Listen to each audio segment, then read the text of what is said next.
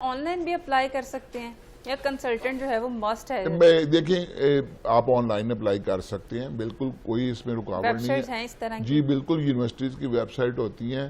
फ़र्क इतना है कि कुछ कंट्रीज़ ने कहा हुआ है कि आप कंसल्टेंट के थ्रू अप्लाई करें, क्योंकि जब बच्चे डायरेक्ट करते हैं आप फिर उसमें फेक डॉक्यूमेंट जाते हैं। तो कंसल्टेंट का काम क्या है? जो एक एजुकेशन कंसल्टेंट, उसका काम है उसने यूनिवर्सिटी के इंटरेस्ट को भी सेफगार्ड करना है कि इधर से बच्चों के डॉक्यूमेंट्स हैं वो जेन्युइन है, कोई फेक स्टेटमेंट नहीं है, और बच्चे के इंटरेस्ट को सेफगार्ड करना है कि यूनिवर्सिटी का एडमिशन प्रोसेस करे, बाकी चीज़ों को देखे।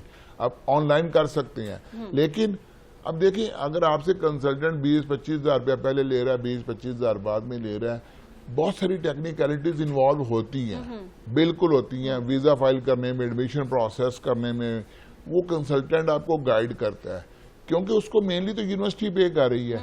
आपको तो समझिए एक बहुत ही वो सब्सिडाइज्ड सर्विस दे रहा है, लेकिन आप खुद अप्लाई कर सकते हैं। लेकिन मेरी रिकमेंडेशन ये है कि आप कंसल्टेंट के थ्रू करें, लेकिन ये चेक करें अगर वो कंसल्टेंट हज़ारों में मांग रहा है उसे फीस दे दें।